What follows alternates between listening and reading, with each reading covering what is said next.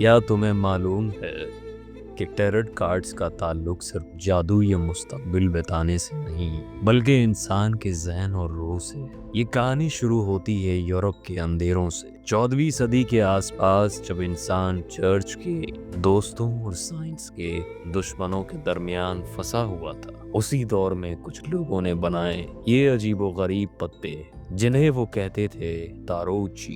पहले ये सिर्फ एक खेल था, लेकिन धीरे धीरे उन लोगों ने महसूस किया कि इन पत्तों के नक्शों में कुछ और भी छुपा हुआ है, कुछ ऐसा जो सिर्फ आंखों से नहीं बल्कि अंदर से महसूस किया जा सकता है। फिर आए डार्क कर्ल्स, जो इंसान के रूहानी राजों को समझने की कोशिश कर रहे थे।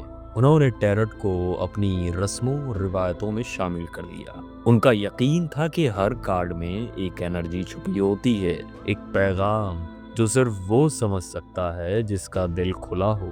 हर कार्ड एक निशानी था। द फूल, नई शुरुआत का पहला कदम। द डेथ, मौत नहीं बल्कि एक नई जिंदगी का पैगाम। और द लवर्स, दिल और फैसले के दरमियान चलती हुई लड़ाई। टैरोट रीडर जब इन कार्ड्स को बिछाता है तो वो असल में तकदीर नहीं पढ़ रहा होता, बल्कि इंसान के अंदर के जज्बात समझ रहा होता है।